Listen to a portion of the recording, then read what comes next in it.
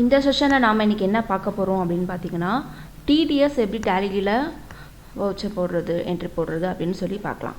TDSனால் என்ன அப்படின்னு பார்த்தீங்கன்னா டேக்ஸ் டிடெக்டட் அட் சோர்சஸ். அதாவது இது வந்து நம்ம கவர்மெண்ட்டுக்கு பே பண்ணக்கூடிய டேக்ஸ். இந்த வந்து எந்தெந்த சோர்சஸ்லேருந்து டேக்ஸ் டிடெக்ட் பண்ணுறாங்க அப்படின்னு சொல்லி பார்த்தீங்கன்னா சேலரியிலேருந்து வந்து டேக்ஸ் வந்து டிடெக்ட் பண்ணுறாங்க. அப்புறம் EPF அதாவது எம்ப்ளாயீஸ் ப்ராவிடென்ட் ஃபண்ட் அதுலேருந்து டேக்ஸ் டிடெக்ட் பண்ணுறாங்க. தென் ரெண்ட்லேருந்து டிடெக்ட் பண்ணுறாங்க. லேபர் ஒர்க், ப்ரொஃபஷ்னல் சார்ஜஸ், இந்த மாதிரி பல சோர்ஸஸ்லேருந்து டேக்ஸ் வந்து டிடெக்ட் பண்ணுறாங்க. இப்போ நாம் என்ன எக்ஸாம்பிள் பார்க்க போகிறோம்னு பார்த்தீங்கன்னா ப்ரொஃபஷ்னல் சார்ஜஸ். அதாவது ப்ரொஃபஷ்னல் சார்ஜஸ் வந்து இப்போ எல்லா கம்பெனியுமே நம்ம யூஸ் பண்ணக்கூடியது தான். இதில் என்னென்னு பார்த்தீங்கன்னா நம்ம வந்து எவ்ரி இயர் வந்து end of the financial year மார்ச்சில் வந்து நம்ம அக்கௌண்ட் க்ளோஸ் பண்ணுவோம். அப்போ வந்து நம்ம என்ன பண்ணுவோம்னா ஆடிட்டர் வச்சு நம்ம எல்லாமே வெரிஃபை பண்ணுவோம் இல்லைங்களா. அப்போ வந்து ஆடிட்டருக்கு நம்ம கொடுக்க போகிற ஃபீஸ் தான் இப்போ அதுலேருந்து டேக்ஸ் வந்து எவ்வளோ கலெக்ட் பண்ணுறாங்க, எப்படி டிடெக்ட் பண்ணுறாங்க அப்படின்றத நான் எக்ஸாம்பிளாக எடுத்திருக்கேன். ஓகே, TDS வந்து நம்ம டேலியில் ஒர்க் பண்ணுறதுக்கு முன்னாடி எனேபிள் பண்ணணும். எப்படி எனேபிள் பண்ணணும்னு பார்த்தீங்கன்னா கேட்வே ஆஃப் டேலி F11 அதாவது company features, then F3 statutory and டாக்ஸேஷனில் போய்ட்டு நம்ம எனேபிள் பண்ணிக்கலாம். எனேபிள் பண்ணதுக்கப்புறம் மாஸ்டர்ஸ் க்ரியேட் பண்ணணும். மாஸ்டர்ஸ்னால் என்னென்னா நம்ம லெஜர் க்ரியேட் பண்ண போகிறோம். என்னென்ன லெஜர் க்ரியேட் பண்ண போகிறோம்னு பார்த்தீங்கன்னா ஒரு 3 லெஜர்ஸ் வந்து க்ரியேட் பண்ணணும். நான் வந்து ஆல்ரெடி உங்களுக்கு எக்ஸாம்பிள் சொல்லியிருந்தேன். நம்ம வந்து ஆடிட்டருக்கு கொடுக்க போகிற ஃபீஸ்லேருந்து டேக்ஸ் டிடெக்ட் பண்ண போகிறோம். இதுதான் எக்ஸாம்பிளாக எடுத்திருக்கோம். ஸோ இங்கே வந்து பார்த்தீங்கன்னா CA வின்சலின் அண்ட் கோ அப்படின்றவங்க வந்து நம்மளோட ஆடிட்டர். தென் அதுக்காக ஒரு லெஜர் க்ரியேட் பண்ணுறோம். Then internal audit expenses. Internal audit எக்ஸ்பென்சஸ்னால் என்ன அப்படின்னா நம்ம ஆடிட்டருக்கு கொடுக்க போகிற ஃபீஸ், ஓகேங்களா, அது வந்து நமக்கு எக்ஸ்பென்சஸ். அதனால் அதுக்கு ஒரு லெஜர் க்ரியேட் பண்ணுறோம்.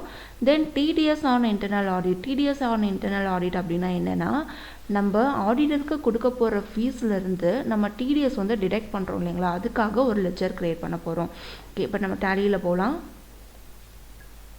இப்போ ஃபஸ்ட்டு நம்ம என்ன பண்ணணும்னா TDS வந்து டேலியில் எனேபிள் பண்ணணும். எனேபிள் பண்ணுறதுக்கு F11 இது வந்து கம்பெனி ஃபீச்சர்ஸில் இங்கே வந்து ஸ்டாச்சுட்டரி அண்ட் டாக்ஸேஷனுக்குள்ளே போய்ட்டு நம்ம TDS எனேபிள் பண்ணிக்கலாம். இங்கே பாருங்கள் TDS இன்ஃபர்மேஷன் எங்கே இருக்குன்னு பார்த்தீங்கன்னா enable tax deducted at sources TDS இங்கே இருக்குது இல்லைங்களா. இங்கே வந்து நூல் இருக்குது. நம்ம இங்கே எஸ் கொடுத்து எனேபிள் பண்ண போகிறோம்.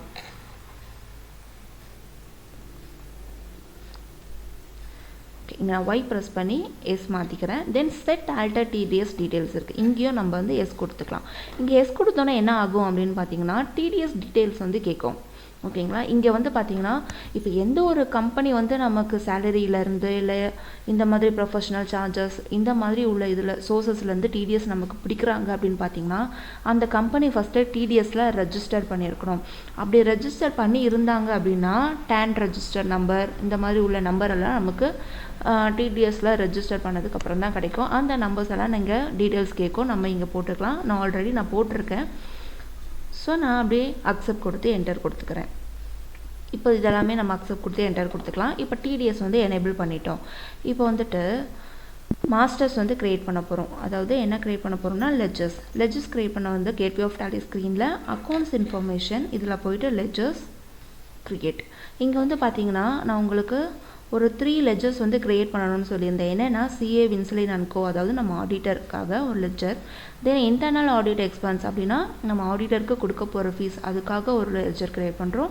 தென் TDS ஆன் இன்டர்னல் ஆடிட் நம்ம கொடுக்க போகிற ஃபீஸ்லேருந்து TDS வந்து நம்ம டிடெக்ட் பண்ணுறோம் அதுக்காக ஒரு லெஜர். இந்த 3 லெஜரை வந்து நம்ம இப்போ க்ரியேட் பண்ண போகிறோம். சரி, இப்போ அங்கே ஃபஸ்ட்டு வந்து CA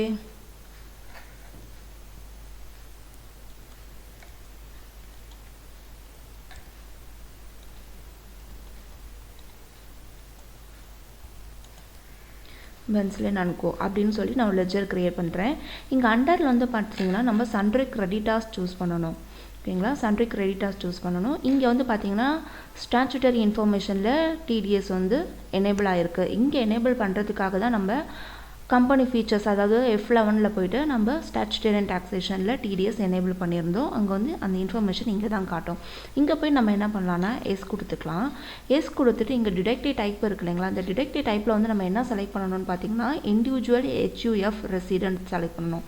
இல்லை இண்டிவிஜுவல் HUFலேயே நான் ரெசிடென்ட் இருக்குது, அதை நம்ம செலக்ட் பண்ணிடக்கூடாது. இண்டிவிஜுவல் HUF ரெசிடென்ட் அப்படின்றத நம்ம செலக்ட் பண்ணிக்கலாம்.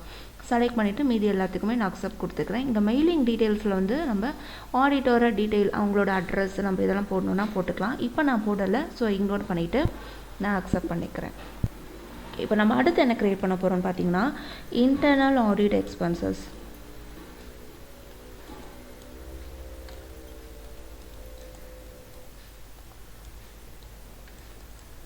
அப்படின்னு ஒரு லெட்ஜர் கிரியேட் பண்ணுறோம்.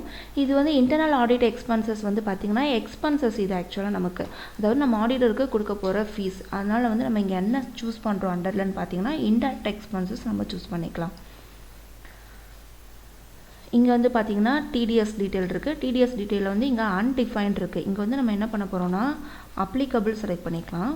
அப்ளிகபிள் செலக்ட் பண்ணிவிட்டு இங்கே நம்ம நேச்சர் ஆஃப் பேமெண்ட் வந்து நம்ம க்ரியேட் பண்ணணும். இங்கே வந்து பார்த்திங்கன்னா ஃபீஸ் ஃபார் ப்ரொஃபஷ்னல் சர்வீஸ் இது வந்து நான் ஆல்ரெடி க்ரியேட் பண்ணியிருந்ததுனால எனக்கு இங்கே காட்டுது. ஒருவேளை நீங்கள் ஆல்ரெடி க்ரியேட் பண்ணலைன்னா இந்த எனி நியூ கேட்டகரி அன்டிஃபைன்ட் இந்த 3 ஆப்ஷன் மட்டும்தான் இங்கே நேச்சர் ஆஃப் பேமெண்ட்டில் காட்டும். நான் இங்கே ஆல்ரெடி க்ரியேட் பண்ணதுனால இங்கே காட்டுது. ஒருவேளை நீங்கள் க்ரியேட் பண்ணி இல்லை நீங்கள் நியூவாக க்ரியேட் பண்ணணும் அப்படின்னா நம்ம இங்கே வந்து என்ன பண்ணிக்கலாம்னா நியூ கேட்டகரி கொடுத்துக்கலாம். நியூ கேட்டகரி கொடுத்தோன்னா TDS nature of payment creation அப்படின்னு சொல்லி ஒரு டயலாக் பாக்ஸ் ஓப்பன் ஆகும். இதில் போயிட்டு நீங்கள் என்ன பண்ணலான்னா ஃபீஸ் ஃபார்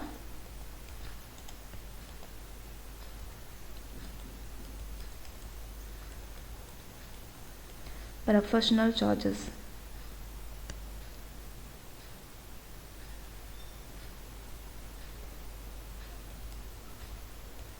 இந்த மாதிரி நம்ம டைப் பண்ணிக்கலாம். டைப் பண்ணி என்டர் கொடுத்துட்டு இங்கே வந்து ரேட் இருக்குது பார்த்தீங்களா, ரேட் வந்து நம்ம 10% கொடுக்கணும். 10% எதுக்காக கொடுக்கணும் அப்படின்னு பார்த்தீங்கன்னா டிடிஎஸ் வந்து என்ன பர்சன்டேஜ் வந்து டிடெக்ட் பண்ணுறாங்கன்னு பார்த்தீங்கன்னா 10% டிடெக்ட் பண்ணுறாங்க. சேலரியாக இருக்கட்டும் இல்லை இபிஎஃபாக இருக்கட்டும், rent, labour work, professional charges இந்த மாதிரி இதுலேருந்து நம்ம டிடிஎஸ் எவ்வளோ டிடெக்ட் பண்ணுறாங்கன்னு பார்த்தீங்கன்னா 10% டிடெக்ட் பண்ணுறாங்க. அதனால் நான் இங்கே 10% கொடுத்துருக்கேன். இப்போ நான் என்டர் கொடுத்துருக்கேன். இங்கே என்டர் கொடுத்துட்டோன்னா இங்கே வந்து பார்த்தீங்கன்னா ஃபீஸ் ஃபார் ப்ரொஃபஷனல் சார்ஜஸ் அந்த மாதிரி இங்கே என்டர் ஆகிடும். ஓகே, இப்போ நம்ம அக்செப்ட் கொடுத்து சேவ் பண்ணிக்கலாம். இப்போ நம்ம அடுத்து என்ன க்ரியேட் பண்ண போகிறோம் பார்த்தீங்கன்னா டிடிஎஸ் ஆன் இன்டர்னல் ஆடிட்.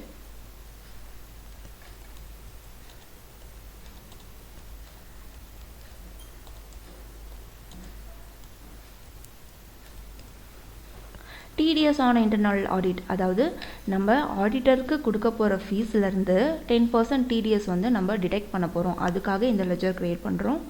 இங்கே வந்து பார்த்திங்கன்னா அண்டரில் டியூட்டிஸ் அண்ட் டேக்ஸஸ் வந்து நம்ம செலக்ட் பண்ணணும். So duties and taxes select பண்ணியாச்சு. இங்கே வந்து பாருங்கள், இங்கே வந்து நம்ம list of duties and taxes இருக்குது இல்லைங்களா, இங்கே வந்து நம்ம டிடிஎஸ் செலக்ட் பண்ணிக்கலாம். இங்கே வந்து பார்த்திங்கன்னா ஃபீஸ் ஃபார் ப்ரொஃபஷனல் சார்ஜஸ்.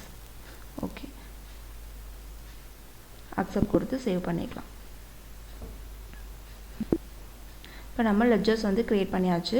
இப்போ அடுத்து நம்ம என்ன பண்ண போகிறோம்னா ஜேர்னல் போட போகிறோம்.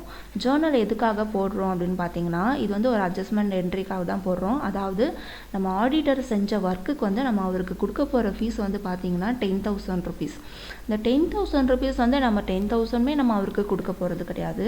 நம்ம 9,000 தான் ஆடிட்டருக்கு ஃபீஸாக கொடுக்குறோம். அந்த பேலன்ஸ் 10% அமௌண்ட் இருக்குது இல்லைங்களா, 1,000 rupees அமௌண்ட் வந்து நம்ம டிடிஎஸ்ஸாக டேக்ஸ் கவர்மெண்ட்டுக்கு பே பண்ண போகிறோம். அதுக்காக இது ஒரு அட்ஜஸ்ட்மெண்ட் என்ட்ரிக்காக நம்ம ஜேர்னல் போடுறோம். ஜேர்னல் போடுறதுக்கு அக்கௌண்டிங் வவுச்சர்ஸில் இங்கே வந்து ஜேர்னல் ஷார்ட்கட் பாருங்கள், F7 கொடுத்துருக்காங்க. ஸோ F7 கொடுத்துக்கலாம். இங்கே வந்துட்டு நம்ம ஃபஸ்ட்டு இப்போ என்ன பண்ண போகிறோம்னு பார்த்தீங்கன்னா இன்டர்னல் ஆடிட் எக்ஸ்பென்சஸ் செலக்ட் பண்ணிக்கலாம். இந்த இன்டர்னல் ஆடிட் எக்ஸ்பென்சஸ் வந்து பார்த்திங்கன்னா எவ்வளோ நான் அமௌண்ட் கொடுக்குறேன்னா 10,000 rupees அமௌண்ட் கொடுக்குறேன். என்டர். இங்கே வந்துட்டு யாருக்கு கொடுக்க போகிறோம்னு பார்த்தீங்கன்னா நம்மளோட ஆடிட்டருக்கு கொடுக்க போகிறோம். ஸோ ஆடிட்டர் கம்பெனி செலக்ட் பண்ணிக்கலாம். இங்கே வந்து டிஃபால்ட்டாக 9,000 rupees வந்துருச்சு பார்த்தீங்களா, அதாவது 10,000 rupeesலேருந்து 10% வந்து நம்ம டிடிஎஸ் டிடெக்ட் பண்ணுறோம் அப்படின்னு நம்ம 10% அங்கே கொடுத்துருந்ததுனால 9,000 வந்து ஆடிட்டருக்கு நம்ம கொடுக்க போகிறதா இங்கே காட்டிடுச்சு. அப்போ பேலன்ஸ் உள்ள 1,000 நம்ம யாருக்கு கொடுக்க போகிறோம் அப்படின்னு பார்த்தீங்கன்னா டிடிஎஸ் ஆன் இன்டர்னல் ஆடிட் அப்படின்னு சொல்லிட்டு நம்ம டேக்ஸ் கவர்மெண்ட்டுக்கு பே பண்ணணும். ஸோ இதுக்கு 1,000 rupees அதுவாக ஸ்ப்ளிட் ஆகி வந்துடும். இப்போ நான் அக்செப்ட் கொடுத்து சேவ் பண்ணிக்கிறேன். இப்போ அடுத்து வந்து பார்த்திங்கன்னா நம்ம 2 பேமெண்ட் என்ட்ரி போட வேண்டியது இருக்குது. அதாவது இப்போ நம்ம அட்ஜஸ்ட்மெண்ட் என்ட்ரி போட்டாச்சு. இப்போ நம்ம கொடுக்கக்கூடிய அமௌண்ட் இருக்குது இல்லைங்களா, அதாவது 10,000 rupees அமௌண்ட்லேருந்து 1,000 வந்து நம்ம டிடெக்ட் பண்ணிட்டோம். அந்த 1,000 rupees வந்து நம்ம டேக்ஸ் ஆஃபீஸ்க்கு பே பண்ணணும். ஸோ அதுக்கு ஒரு பேமெண்ட் என்ட்ரி போடணும். தென் பேலன்ஸ் அந்த 9,000 rupees வந்து நம்ம ஆடிட்டருக்கு ஃபீஸ் பே பண்ண போகிறோம். ஸோ 2 பேமெண்ட் இப்போ நம்ம போட வேண்டியது இருக்குது. அக்கௌண்டிங் வவுச்சர்ஸில் போயிட்டு பேமெண்ட் ஷார்ட்கட் பார்த்தீங்கன்னா F5. ஸோ F5 ப்ரெஸ் பண்ணிக்கலாம்.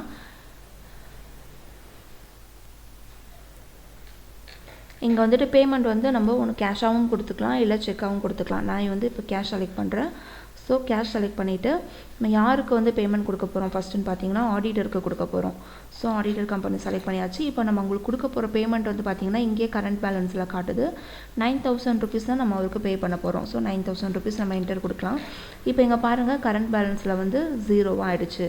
அதாவது நம்ம ஆடிட்டருக்கு பே பண்ண வேண்டிய அமௌண்ட் மொத்தமும் நம்ம பே பண்ண போகிறோம். 9000 போட்டதுனால இங்கே அவருக்கு பெண்டிங் அமௌண்ட் எதுவும் காட்டலை. ஸோ அப்படியே நம்ம அக்செப்ட் கொடுத்து சேவ் பண்ணிக்கலாம். இப்போ நீங்கள் வந்து டிஸ்பிளே பண்ணி பார்க்கலாம். நம்ம ஃபஸ்ட்டு இந்த கேட்வே ஆஃப் டேலி ஸ்க்ரீனில் டிஸ்பிளே, அடுத்து ஸ்டாச்சுட்டரி ரிப்போர்ட், இதில் வந்து பார்த்தீங்கன்னா டிடிஎஸ் ரிப்போர்ட்ஸ், தென் டிடிஎஸ் அவுட்ஸ்டாண்டிங். இங்கே வந்து பாருங்கள் பெண்டிங் காட்டும் 1000 ருபீஸ். அதாவது நம்ம 10,000 ருபீஸ் தான் இன்டர்னல் எக்ஸ்பென்சஸ் போட்டோம். இன்டர்னல் ஆடிட் எக்ஸ்பென்சஸ் எவ்வளோ போடணும்னா 10,000 ருபீஸ். அதில் 9,000 ருபீஸ் வந்து நம்ம ஆடிட்டருக்கு பேமெண்ட் கொடுத்தாச்சு, பே பண்ணியாச்சு. இப்போ பேலன்ஸ் உள்ள 1000 ருபீஸ் வந்து இங்கே பெண்டிங்கில் காட்டுது. இந்த பெண்டிங் அமௌண்ட்டை தான் நம்ம என்ன பண்ண போகிறோம்னா இன்னொரு பேமெண்ட் என்ட்ரியாக போட்டு நம்ம கவர்மெண்ட்டுக்கு டேக்ஸ் பே பண்ண போகிறோம். ஸோ அக்கௌண்டிங் வவுச்சர்ஸில் இங்கே நம்ம கேஷ் பேமெண்ட்டே கொடுத்துக்கிறேன். நான் யாருக்கு பே பண்ண போகிறோன்னா டிடிஎஸ் ஆன் இன்டர்னல் ஆடிட் போட்டு இங்கே அகைன்ஸ் ரெஃபரன்ஸ் இருக்குது இல்லைங்களா, அகைன்ஸ் ரெஃபரன்ஸ் நம்ம செலக்ட் பண்ணலாம். அகைன்ஸ் ரெஃபரன்ஸ் செலக்ட் பண்ணோன்னா இங்கே டேக்ஸ் டீட்டெயில்ஸ் அதுவாக செலக்ட் ஆகிக்கும். அதாவது நம்ம போட்ட ஜேர்னல் நம்பர், நம்ம யாருக்கு வந்து கொடுத்துருக்கோம் அதெல்லாம் வந்து நம்ம அதுவாக செலக்ட் ஆகிக்கும். இப்போ நம்ம இங்கே என்டர் கொடுத்தோன்னா அதுவாக இந்த 1000 ருபீஸ் அமௌண்ட் வந்து என்டர் ஆகிடும். ஸோ நம்ம என்டர் கொடுத்து அக்செப்ட் பண்ணிக்கலாம். இப்போ நம்ம போட்ட என்ட்ரிஸை வந்து நீங்கள் செக் பண்ணணும். இப்போ அதுக்கு முன்னாடி வந்து நம்ம டிஸ்பிளே பண்ணி பார்க்கலாம். இப்போ பெண்டிங் ஏதாச்சும் இருக்கா, இல்லை பெண்டிங் எல்லாமே முடிஞ்சிருச்சா. இப்போ எதுவாக இருந்தாலும் வந்து நம்ம பெண்டிங் செக் பண்ணணும்.